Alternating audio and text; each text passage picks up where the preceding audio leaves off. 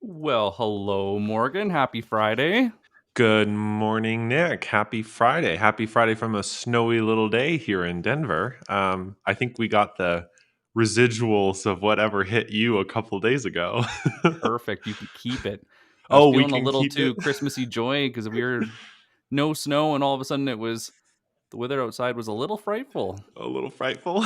I'm going to start singing that in the back of my head now. But in classic Denver fashion, it'll snow for 3 hours, and now it's blue skies and sunny. So, yeah, it doesn't really last long around here. Hello to everyone joining us this morning on this live stream. If you're here, drop a hi in the comments. We'd love to see you. We've got a great topic, I think, lined up today that's been I don't know, man. We've had so many conversations over the past month, and we've been trying stuff for our own work on how to properly cold prospect on LinkedIn. How are we leveraging this platform to uh, basically generate revenue, to build relationships, to create pipeline, to create deal flow? It's been a lot of fun. So, Mm. Nick, well, oh, fun. It's been a great learning experience. I don't know if I'll consider it all fun, but Yeah. I think this might be why it's so hard. Mm, Like some of the stuff we're about to talk about today took a lot of work. mhm. Some of it more than others. And I got to give it to Morgan because Morgan's really good at throwing stuff together in a document. So you guys will have to go and tag us later for a little treat. Mhm. But please, as we're getting started here, put all of your comments and all your top questions about cold prospecting in the comments so that we can see them. Uh, I want to know, what is the Mhm. biggest thing that's getting in your way of making LinkedIn a powerful tool for you? Give me scenarios. What exactly is happening? Give us some of the questions that you have. Scenarios are a lot of fun because then we can go and talk specifically to it towards the end, but Mhm. then it allows us to go and get everything in there.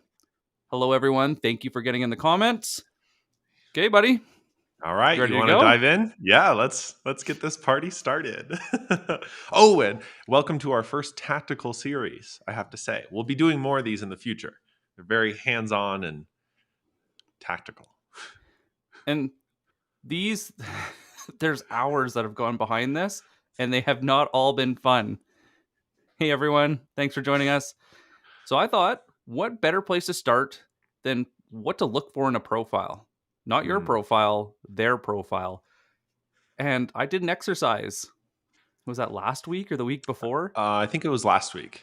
And I pulled a list of just over 500 that should have been highly relevant leads. And I started going and processing the list, but I didn't want to do it with automation. I wanted to do it manually because I wanted to figure out what were the makers or breakers of a good lead list. And by the end of it, I was only coding it on a scale of 1 to 3. 1 was no way, doesn't fit, doesn't work. 2 is and 3 was perfect. And if you can't do that by looking at somebody's profile, this is an exercise that you need to do. It took me about 200 before it became easy. But what are the makers or breakers of that lead list, of those target accounts? It's hard. It's hard, and you have to do the work. It took me 3 or 4 hours to go, go through all of It this. was insane seeing the results of this. But what were you looking for? What were your main takeaways? So originally, I was just looking for a complete profile that was in the right industry. And then as I was going, so not only was it the right industry, but also the right psychographics. And so were they also using LinkedIn? So I went through all of these and I realized that just because they were an SDR or a BDR didn't mean that they were a good fit. So what was that? So I started to figure out subtleties that made somebody better or worse. And the interesting part is, as I tracked this and I put it in somewhere that I could go back and refer to, I realized that more psychographics, more subtle details started to trickle out. So originally my list was only 3, a score of 3. And then I would say my list actually got to more of mm, like 15 or 20. And Hmm. that'll be something I want to work with you on, Morgan, is to go and create a Google Sheet with some type of scoring mechanism in it for people to use. but you have to be able to look at somebody and you look at their header. Okay, is their profile actually complete? What is their tagline? Is their tagline promotional or is it category focused? Who are they? Does it speak to who you can serve? Okay, perfect. They got that. Now, what about their about section? What about their about section stands out to you?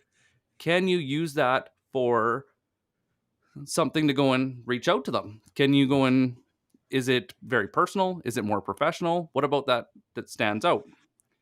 What about their past experience? Do you have stuff that aligns with you? And of course, look at their activity section. Is it promotional? Is it blank reshares? Or is it something meaningful? And this is where we start to look at if we just had to scale people on LinkedIn, just in general, number one are people that barely use it or use it as a digital resume. The second score are people that use it, but use it more as a promotional platform. So they kind of just blankly reshare. And number three are the people that are the content creators and engagers that are power users that are using it to not only build their network and their influence, but also to go and sell. And that last part is so crucial because it's not just people who are creating content. I've looked at a ton of profiles over the last couple of weeks, and by the numbers, I think that it's like 1% of people actually create content on LinkedIn. And so that holds up when you look at a bunch of different profiles. But a slightly larger percent, I think it's like 5, are those who are commenting and liking and all the rest of that. And that's just as good. Not everybody has to create content. If Um, not and better, it's actually. and it's great to connect with people who engage with stuff because they might engage with your stuff if you're creating content. Keep in mind right now, as I just went through that list of what I look for in a LinkedIn profile, and I want you to go and look. Hello, Jeffrey. Thanks for joining us. I want you guys to go and look to see if I would pass your profile or not.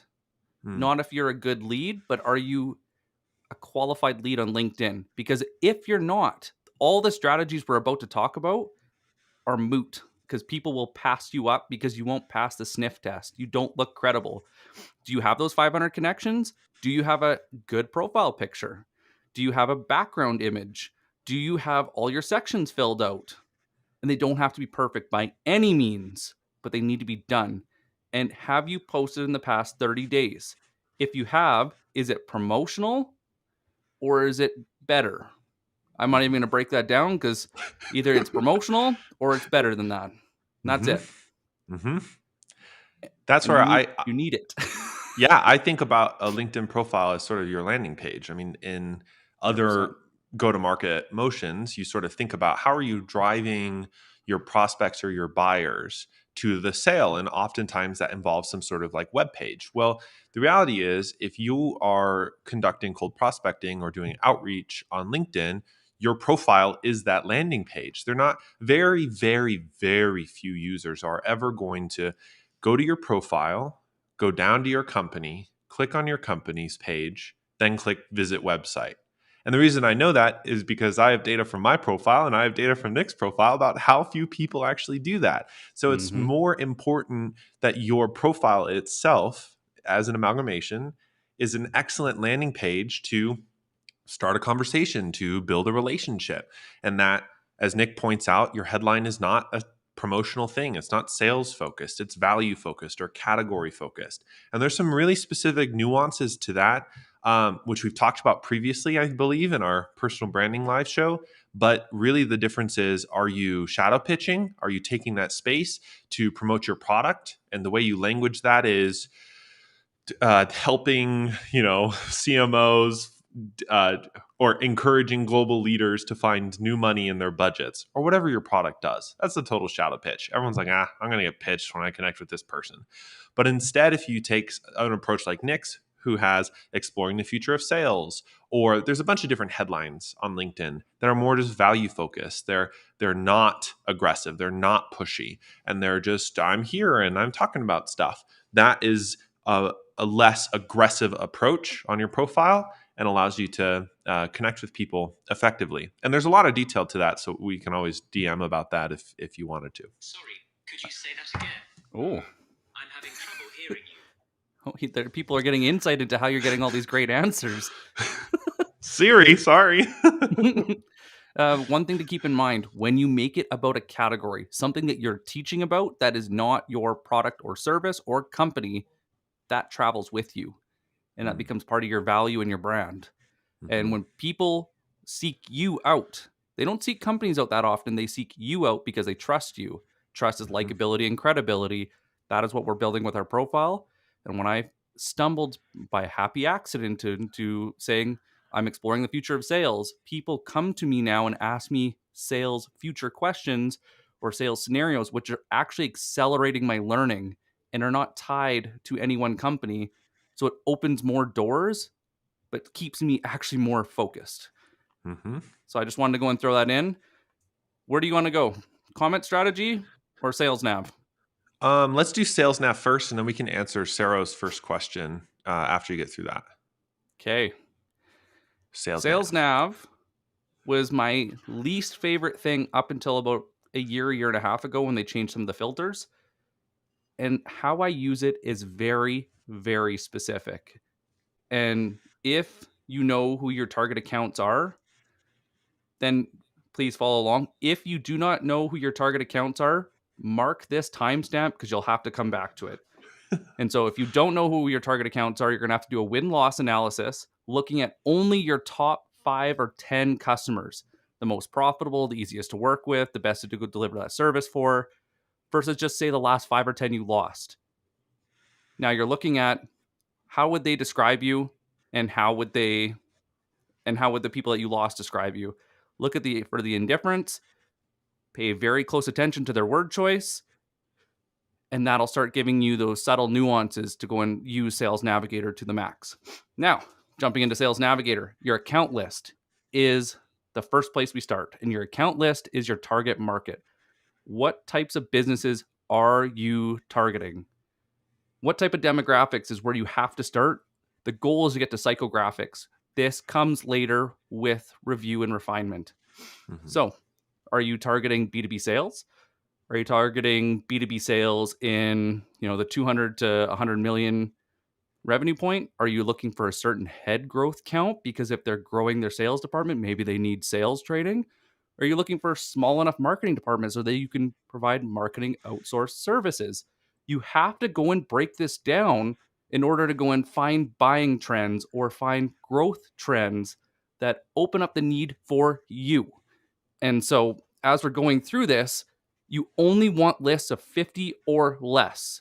And you want to keep it as tight as possible because then your messaging stays very succinct and you'll notice those subtle nuances when you're going through accounts. Yes, Morgan. So let's say you have a really good firmographic profile. You target 100 plus employees, mid market companies that are based in EMEA, right? European markets, Middle East and Africa. They are, enterprise software companies. You can sell something to them, right? That's sort of your general client from your win loss analysis that you do really well with. And you know that when the company's department headcount growth is above 10%, they're more likely to work with you because they're encountering the problem you solve. The problem is SalesNav pulls 350 companies that fit that profile. So, do you just create 7 different account lists, or do you try and prioritize and filter down to 50 of that 350 results? Let's say this is just a hypothetical number. What I would personally do is what I did with the 500 last time, and I would go through it and I would actually contact all of them or at Hmm. least look at them in depth. And what Mm-hmm. I would try to do is compare what I learned from my win loss to see which is the best fit and what is signs of just a no. What will not work. This takes practice and refinement for this to get easier. And so I would start with a bigger list. I would not go more than 500 and Yeah. I would dwindle it down to 50 or less into really tight segments. So you could say, you know, B2B sales, Martech, Mm-hmm. this category, this type of headcount growth, and you keep using those filters. It could be headcount growth, it could be department growth, it could be trying to think of the ones I've used. Those have been the ones I've used the Annual most revenue. lately. Annual Yeah. revenue, Sometimes overall level. employees, Mm-hmm. headcount, like headcount of a department, anything Mm-hmm. that gets you there, and keep track of that in the notes in your account lists. That is really critical because then you'll know at a glance. which also allows you to use save searches to update this list as you go, and you can Hmm. keep this list to be ongoing. I set my save searches at a weekly frequency, so they update. Something, it's kind of the same as what we used to do with Google Alerts. Right. So basically, you're able to save a search inside, just for the uninitiated, you're able to save a search inside LinkedIn Sales Nav of this specific profile you've created. You're able Yes. to save some of those accounts into an account list where it makes sense based on your research, however long that may take, even if it's just a first guess, or you Mm-hmm. just select 50 that you want to start with and see how it goes. And then you can save the search and set an alert on that search to see, are there new companies that are popping up into these filters? And then as those companies are added, you can review them and see if it makes sense, if they should be added to the account list or a new account list, depending. Yeah, I always start Okay. with one. Do not start with more than one. And yes, James, it's exactly what it is. It's your ICP. And then your Hmm. contact personas are actually your lead list, which will be my next topic. So thank you for commenting on that, because you're dead on. And now, what the real reason why we build account lists is there's two reasons. One reason, because now it gives us account updates. So now LinkedIn on the homepage will actually give us buying triggers. Are they hiring a new VP? Are they growing their headcount? Are they going through a funding round? All these different things will trigger you to do outreach. Don't do outreach just because you hit a trigger. I'm just going to say it right now. It's the worst thing, and so many SDRs fall for this trap. They send blank messages. You got to do your research and stand out with a pattern interrupt, but we'll get into that later. Hmm. Now, you got your account list built. Now you go into lead list, you build your lead list. You're going to go and take that ICP, that account list, and name your lead list that, and pick one persona. So you're going to do gatekeepers, influencers, or decision makers. I love talking to business development and sales. Hmm. Marketing's, it's Marketing's not good, great. but they're just a Let's little be harder to honest talk here. to. Yes, they are. Are you talking to purchasing? Are you talking Hmm. to IT? Like, you have to go and break this down, or else it doesn't work. And so Hmm. now we get into, oh yeah. Well, what's interesting there too is that uh, you can either, so there's two ways that I've gone about this, and I don't know if you have a preference here, Nick, but on one way, you can actually just do a search filter by the account list, and you're Mm-hmm. able to pull up all the leads, and then you can filter by seniority, You by beat me position to it. title, by LinkedIn activity. But the other way that you're able to do that is you could go to each individual account and save specific people inside the little mapping functionality in Sales Nav. The Is decision that tree. is that decision tree useful, or is it too time intensive in your experience? Because This I is a see pros and no, this is cons. this is a great question. So it depends on what sales motion you're running. If you're Okay. running an enterprise sales motion, Hmm. you have to do this to map out your buyers. Every company will be a little different. Depending on what you're selling into, you need to know this. And Hmm. so what I've noticed with the SMB companies that I'm selling into is I typically get anywhere from 2 to about 4 people that I engage with before they make a buying decision. There's more that are involved, but there's Hmm. 2 to 4 people that are directly involved. In the enterprise motions that I've been looking at, they're anywhere from 6 to usually 4 to 8 that you're directly talking to, but Hmm. there are you're up to 20 in the background that are influencers in that decision. And that will change how I design that decision tree, Hmm. or the tree in the background, because I want to know who is weighing in on that decision and who I have to create information for or answer their questions without ever answering them in person. And Hmm. so this takes a bigger role, but the reason we do this is to go and build our lead lists. So going back to lead lists, if that answer your Yeah. question, Oh Morgan, am I yeah, okay that's to go great. back? Yep. And then we go back to lead lists. What happens with the lead list is you go say, I want B2B sales, which is super generic, B2B Hmm. sales. Now we go into B2B sales decision makers or B2B sales influencers. You have to write really good descriptions, Hmm. or you'll get yourself in trouble. Hmm. And so what I'll do is that then I'll go and there's the sort feature, and you'll look at lead lists and you sort by account list. Hmm. And as you go through that account list, you can create different lists of different decision makers. The Mm. reason that you're doing this is that your messaging stays succinct. Hmm. As you're talking to a purchaser, as you're talking to a sales manager, as you're talking to a property manager or an ops manager, whatever it is that you're talking to or who you're talking to, you're having the same conversation over and over and over. And the reason this matters is you start to understand how they think in order to help them make better decisions and get in front of them in a way that is more meaningful. But you can't do it if you're jumping around. Right.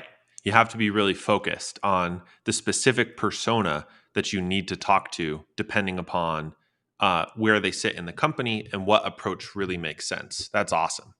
What I wanted, let's see here. Do we want to address Sarah's question really quick? Yes, let's jump in. Sarah asked a little bit ago. We just wanted to get to this question because this is important. Curious to know, why would you prefer automating it versus doing it manually? Found it.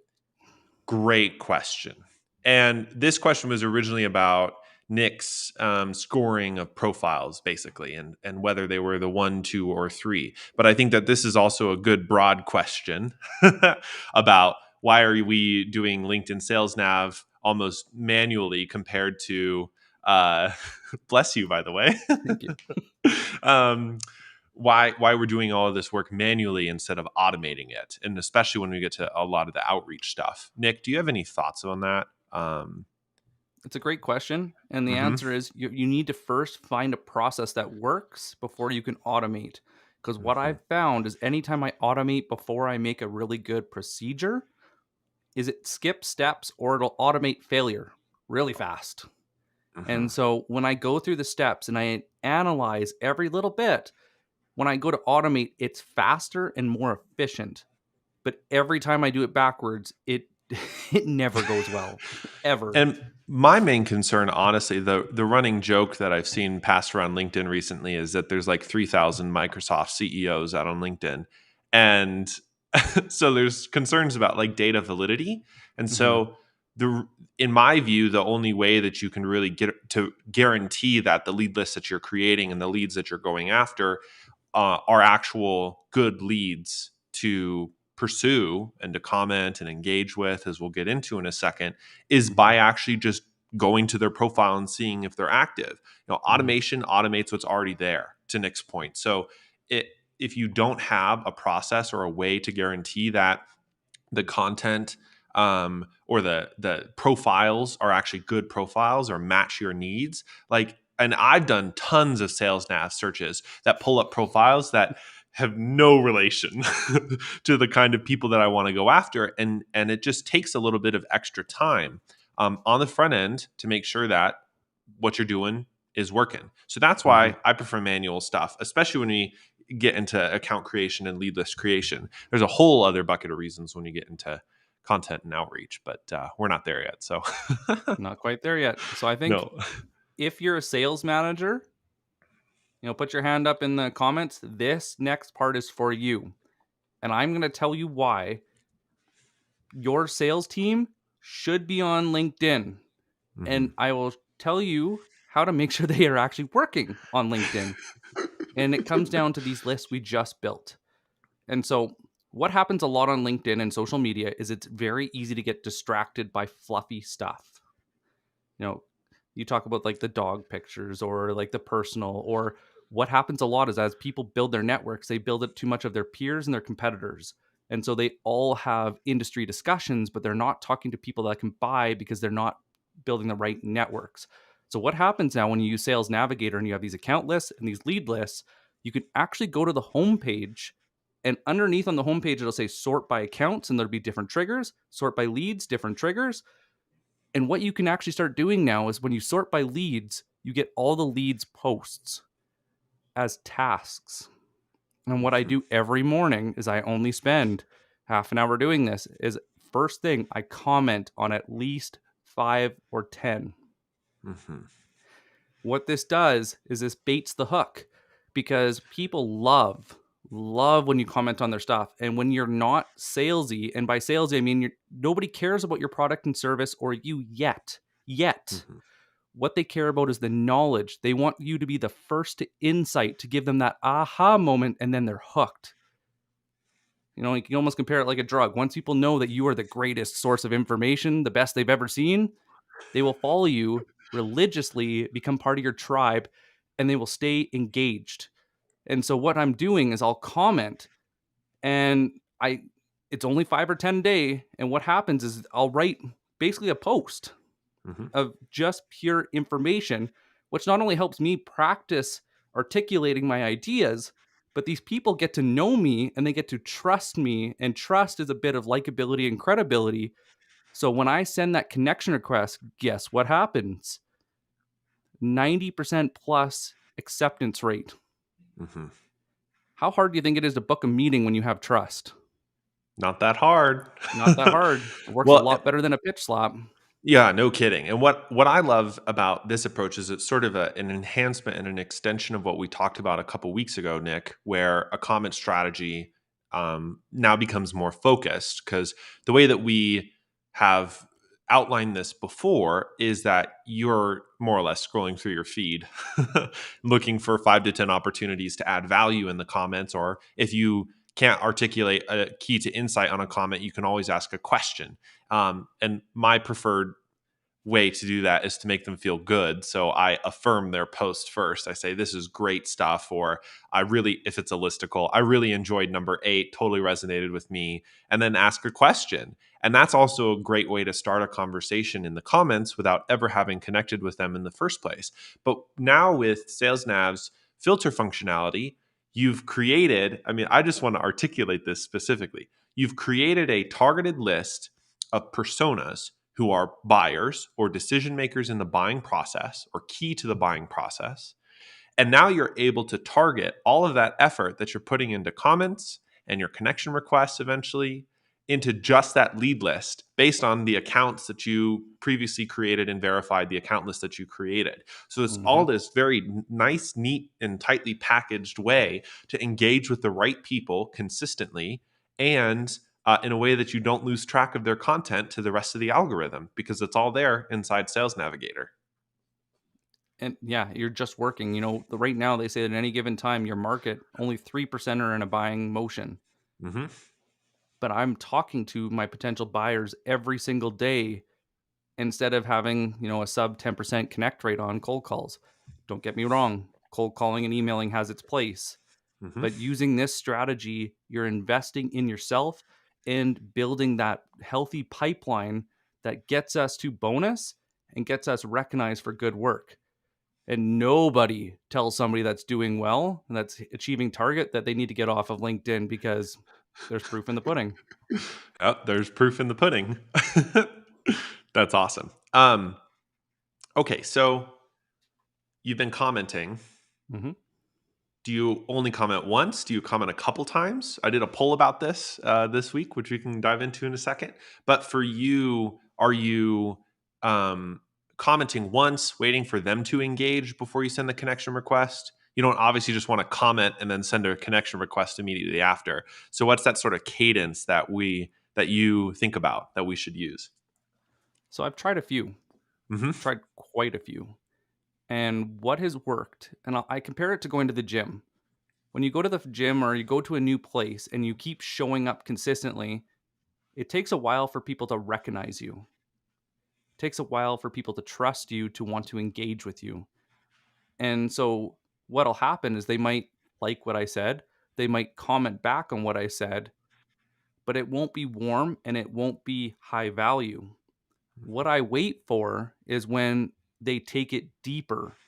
And not only do they want to engage, but they'll have a conversation in comments. Or what happens more often than not is they'll connect with me and start a conversation in direct messages. So this takes anywhere from 2 weeks to 4 weeks on average. Okay. LinkedIn is not as fast as most sales managers would like it to be, but that's okay because that's what builds pipeline is that we have that 90-day lookout of how our pipeline is growing and how it's maturing and what is closing and when. And this is Hmm. where that practice comes in. But you always got to go and keep that list. And that's why I like Sales Navigator because I'm just investing in those people and it almost does the work for you. It almost works like inbound, but it's like that perfect happy medium between inbound and outbound. So I like to call it my sneaky trick, but now it's our sneaky trick to you. It's our it's our sneaky trick, right? And to everyone watching this, it's everyone's sneaky trick. um, so if you're doing, this is actually interesting. Tech Jutsu had asked on the YouTube stream, can you give an example of the pattern interrupt? So I think this is a great opportunity to answer this question, because this is where you can interrupt people's expectations of what it means to connect with you or to engage with you. And there's lots of different methods. Nick, what's your favorite? How do you like to interrupt the pattern in your industry? Go relationship first. Mm-hmm. And so what people have this in social psychology, there's this thing where people need to see you care before they'll care. And so it's comparable to somebody knocking on your door, walking in at your dinner table and asking you to pour their heart out to them. That's an earned right. It doesn't just happen. And so where sales is moving, and I'm not talking transactional sales as much, I am talking the high ticket premium, longer sales cycle process. There needs to be trust from likability and credibility that you're building through relationships. And this is how you show up over a longer period of time. And so just start by, when they connect with you, say thank you. When you send your first response back, do something like, one of my favorites right now is, how have you been? Oh, that's such a good one. Because there's a thing, I think it was called the positivity bias, where if people aren't in a positive mindset, they are not willing to learn. They're going to go back because they're stressed, and the stressed mind reverts back to its more primal mode. And so it's not a good time to have an intellectual conversation. And so I wait till people are in a good mood, and then we dive into something that's educational Mm-hmm. or insightful. Mm-hmm. And if you do it any time before that, it feels unnatural. Yeah, totally. I think this is a great time to review the results of this poll that I had done earlier, because this is a great example of pattern interrupting as sort of the response to this poll. So I had asked what's the most effective outbound approach on LinkedIn, and gave people the option of selecting a personalized in-mail or DM, Mhm. connect plus a personalized DM, and then comment plus connect plus DM, hopefully personalized, and then other. And in the last day, the comment plus connect plus DM narrowly won out over the connect plus personalized DM. But InMail still got 14% or so. And I think this is a great example where I think about the competitive landscape a lot. And my branding hat is coming out here, but Uh-oh. in in all my brand marketing work, you always have to think about how you're positioned in the market. Mhm. Who are your competitors? How are you different? How do people know that you're different? How are you communicating your difference? That's advantage, one of the core three elements of a brand. And the competitive landscape for outbound motions on LinkedIn and outbound cold prospecting on LinkedIn is leveraging the existing tools like InMail or a personalized DM on a connection. So I think that because a lot of people are using it, obviously there's going to be some percentage of business that could come from it. It's not like you're going to get $0. It's just going to be a lot more work compared to a pattern interrupt, this sort of motion that Nick has been laying out today, which won the poll, where you're commenting, then sending a personalized connection request, and then having a follow up conversation that starts with a relationship focus. You know, my I love the how have you been question. It's one of the best things, mostly because people don't tie it immediately to their work. And this is a little secret of that question and why we're so emphatic about the relationship side. When people are able to open up more than just about their job or about, where they're working, there's a deeper connection and relationship that gets formed, even if it's just a little bit deeper, right? But Mhm. now the focus of the conversation is not anywhere in their universe related to your product or your company or anything else. They may be a little skeptical that you may still try and pitch them. So all you get to do is demonstrate that you're really keen on just investing on the relationship on the front end. And that's a pattern interrupt too, because the expectation right now in the competitive landscape is if they connect with a sales professional or they get an email from a sales professional, it's a pitch. So the more that you can disrupt that expectation that it is not a pitch and that in fact you're just there to build a relationship on the front end, the more you can interrupt that pattern and their expectations as to like how you're going to engage with them. And that's also why commenting on the front end is huge, and leveraging sales nav to sort of organize that motion, because you really are just in the way I say it is generous. You're being generous. You're generously showing up and just providing value and getting to know them without any expectation that they're going to buy from you. Or I mean, the hope is that they're going to eventually buy from you, but they don't know that, and they shouldn't get a whiff of that anytime The in the commission sales breath. motion. Right. Yeah. You don't need the sales breath in the conversation, right? um, okay, yeah, I think that was the end of the thought. I think we reviewed the poll. So think about it this way. And this has been one of my new favorite ways to break down any type of sequence that I'm building. I break it down into thirds. Top part, relationship. Second part, value creation. Third part, conversion or conversation.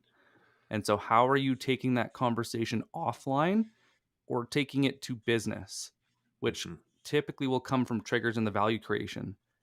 And this is how you can beat that 3% of anybody looking to buy at any given time, because there's also a stat of 40% of people are willing to change at any given time, but they won't do it just because you knocked on their door, but they will do it for people they trust. And so, should I go and dive into what I've been experimenting with my 6-part series? Yes, absolutely. Let's do it. So, what I've been doing is a connection request. And I've been keeping it blank because I always start with the comment strategy first. You can go personalized invite. Personalized invite has to be value creation, not your company. Hmm. There's ways to go and use social proof and do this. And you could say, I've seen Chili Piper do an incredible job where they say, hey, on average, it takes you 8 hours to get back to an inbound lead per Gartner. After the first 2 hours, there's an 85% drop in the likelihood of closing. We helped Acme Co. go from X to Y, which created a 22% conversion. Interested? Want to hear Hmm. more? And that's what they'll do. Very powerful, works really well.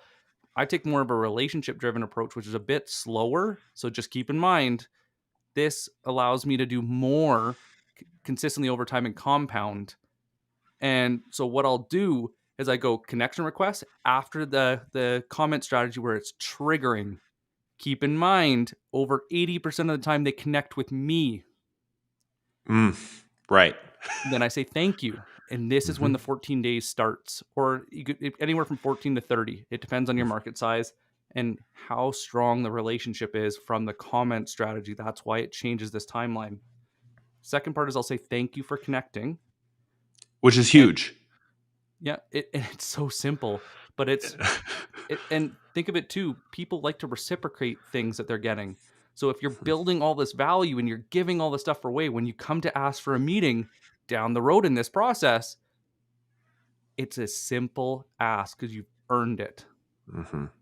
Can I just say about the thank you? I got maybe 20 or so inbound connection requests in the last couple of days, and absolutely zero people thanked me for connecting. Do you know what the irony So is about that, Morgan? you go for it. It's one of the prompts that they give you on LinkedIn for the quick connect is to say thank you. I wonder why I LinkedIn wonder would put why. that. Hmm.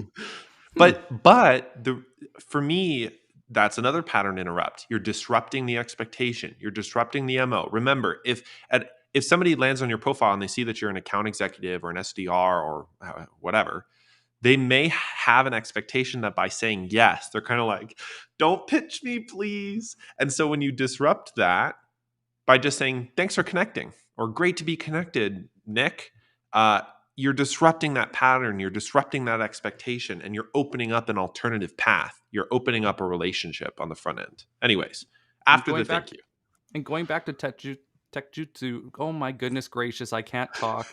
It's Sorry okay. guys. For the pattern interrupt, what it does is your mind naturally filters and it changes that filter and it opens you up to listen. The reason that I'm calling today, shut down. We get Mhm. taught there's different patterns that allow our brain to make quick decisions. It comes back can't remember who wrote the book, Thinking Fast and Slow. Oh, Daniel Kahneman. Kahneman. Yeah, and that's Yeah, what it and comes his from. partner. Yeah. Yeah. So just this is based on social psychology. I didn't make this all up. I just put it to work. Me and Morgan put it to work hmm in ways that are meaningful for us as salespeople to win. Now, the hmm next step after saying thank you, if they respond to the thank you, they are receptive to conversation. Now we need to do a mood check. Is what I've been doing lately, and I'll ask them how they've been. How was your week? Something that's about feeling to see what their mood is like. Because if they're in a bad mood, they're not receptive to information. Okay, now you wait 2 days or 3. You can play with a couple different cadences. And Morgan, you have a great example of this. So I'll announce it what it is, but I would love you to share your example. And it's the value or credibility statement. hmm And so there was a person that reached out to you a little while back and they sent you a document. I can't remember the full details, but would you be able to share that story, please? Yeah, of course. So basically, I think it was they had reached out to me to connect. And I was like, sure. I accept connection requests from basically anyone. Uh happy to connect. And they followed up with a thanks for connecting, loved my content, one of those. I was like, ooh, I feel nice. That's great. Then we had an ensuing conversation. I was in a good mood. We had a great amount of conversation. And then a few days later, what had happened, we had started the conversation had tailed off. And then she followed up with, I think, a specific article. I forget the exact resource, but it was high value. And it said, hey, I saw this and I thought of you. So I wanted to share it. What do you think? And that started another conversation. Talk about a pattern interrupt. When have you had a salesperson that it and it might not have been out of her way. She might have been planning for this, Yeah. but it feels like she went out It, of her way because it was so generous and unexpected. That is the key to this, mhm. is it has to be an unexpected gift. Sorry, Yes. Morgan. But Sure. it's unexpected in a good way. It's you're anticipating a value delivery. You're anticipating what they think would be valuable. You're delivering it to them so that it's relevant content. And I just put together a cadence for a client of mine that also did this in part of the outreach. And this, I would argue that this also works outside of LinkedIn and works in especially email or other sorts of cold prospecting motions where you can deliver value up front after you've initially connected with them. Hmm. It's huge. So, Any anyways, guesses of what step 4 is? I'll let you reveal the surprise. This is really important in B2B when you're getting Mhm, to larger companies with multiple decision makers, is you need to be talking to the right person. And so this is where you start asking, who should you be talking to? So you could say, hey, hope you're having a great day. Who would I need to talk to, or just start the process, talk about sales training? And so you want to bait the hook.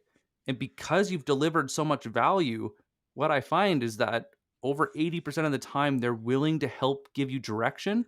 And the irony is, not only are they willing to give you direction, but they're willing to give you feedback in order to help you build a business case mhm, to do the outreach, which leads into step 5, which is book the meeting. And more often than not, they are helping me book a meeting because I am not the hero in this story. mhm, And this is a key part to remember. We are guides. It's a typical hero's tale where this influencer that we're working with is the hero that's coming in to save the day. This is why when you get people that you see the account triggers that, or a lead trigger that somebody just got a promotion into a senior position and you have trust and respect with them, this book a meeting is so critical because I think it's something like they spend over 80% of their funds within the first 90 days because they need to make a splash in that new position to get recognition. And so they are more than happy to book a meeting with you and do a strategy session or something of high value to start that sales process. mhm, Now, for the odd time that this doesn't work, then we go to the follow-up breakup.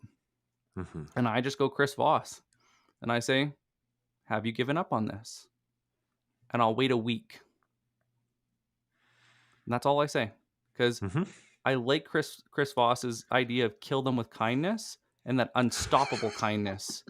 Because when you're nice and you're being respectful and you're not pushing your own agenda or your own timeline, you can go back and talk to those people. The Hmm. greatest danger in sales is when you scorch the earth behind you and you burn relationships or kill your reputation because you can't go back. It as much as everybody says it's a big world, it's not a big world. People Hmm. talk, especially in the higher circles with decision makers, when they are vetting your decision and they hear your name and somebody has a bad association with you, could be at another company, you're done. Because right now, LinkedIn communities, Slack channels, all these things, people have the greatest exposure to their peers that they've ever had before. And they are surely asking about you and your solution Hmm. long before you ever get the opportunity to pitch it. So Hmm. be careful of your reputation. There's a good question in the comments a couple ago. I believe it's from someone on my channel, but it is an anonymous LinkedIn user on ours. Is it the if you If- get? yes. If you get a thank you for connect, the question is, if you get a thank you for connecting, how often do you actually reply and engage? This is a good question to me, and you, Nick. That so this is an important answer because it depends on what happens before the connection request. So if I get I mean, I respond, or I mean, unless somebody's calling me out, and I totally forgot to do this once, but uh, I always respond to the thank you for connecting because it's so rare. You know, it's 3 to 5% of all inbound connection requests that I've gotten over the last 3 months. So I always like to engage.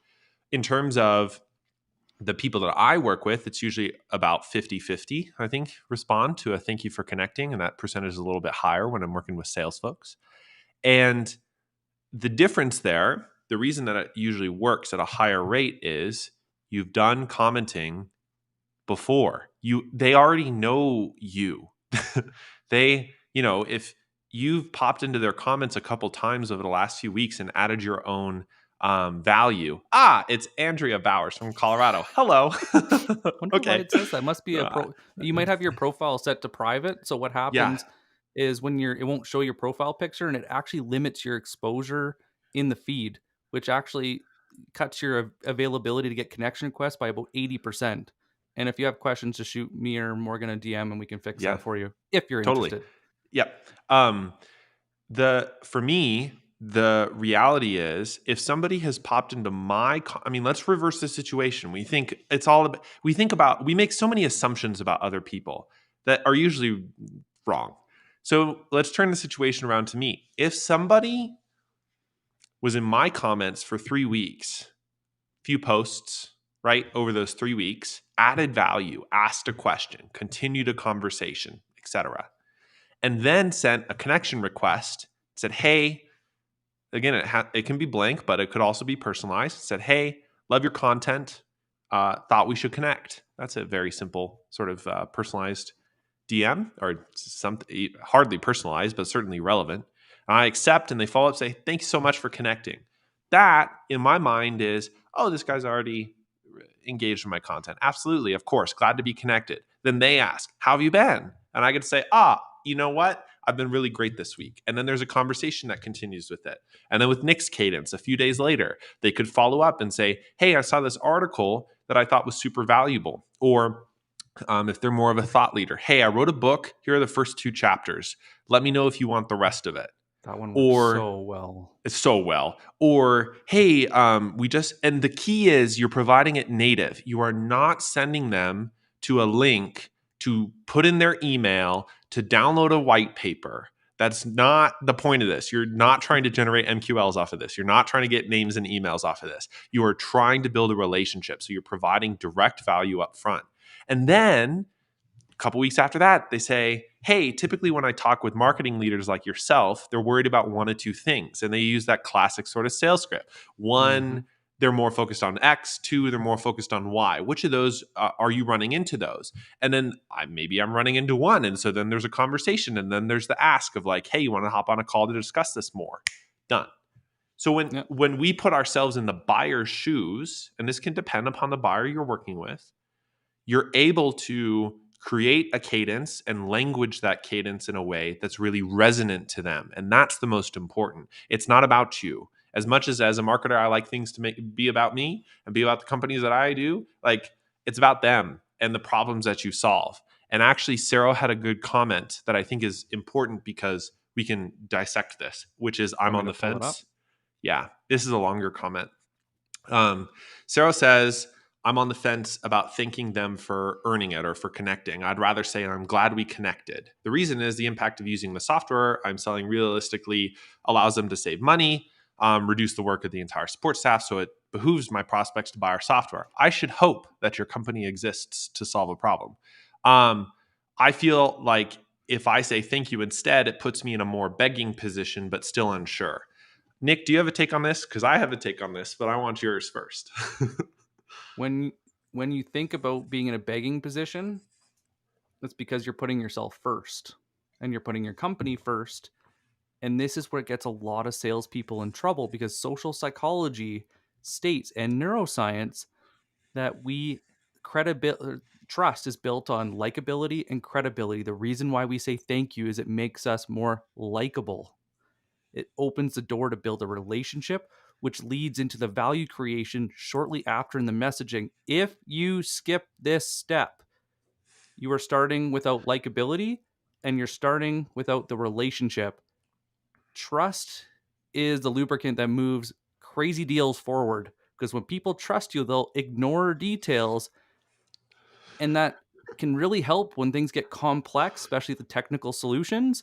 And so it's super critical to do this. Where it comes to begging is when you're using stupid cadences Mm-hmm. that are obnoxiously regular. Mm-hmm.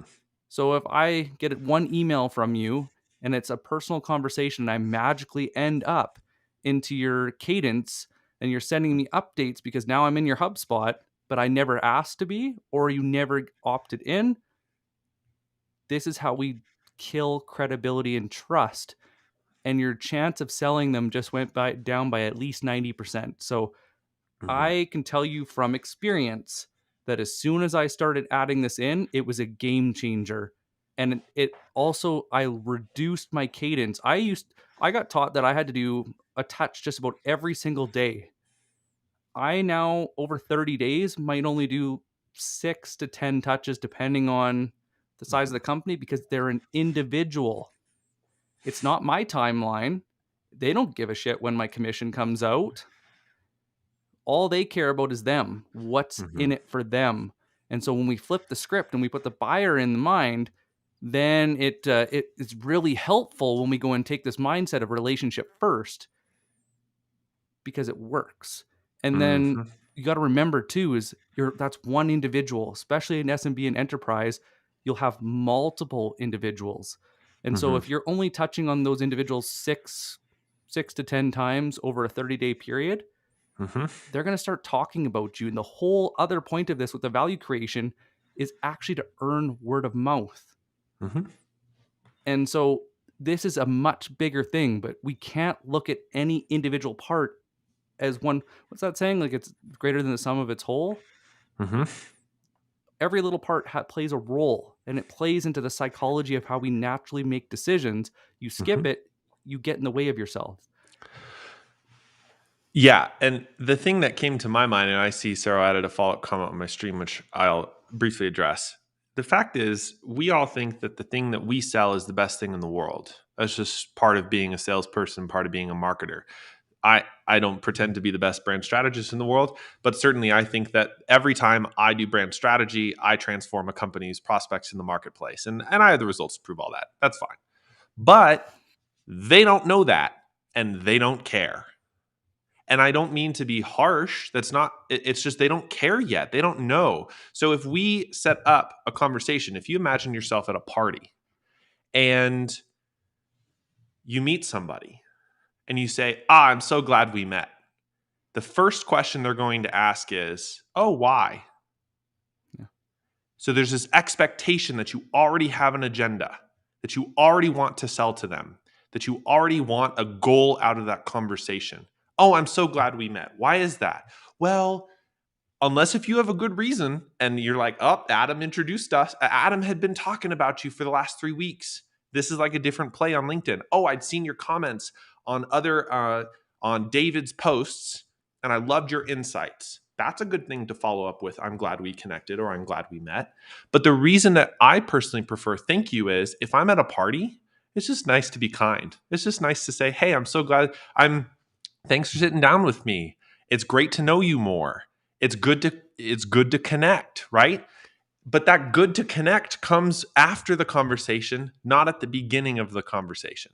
Because I'm glad we connected as a way to wrap up and set expectations for next steps, not to open the doors.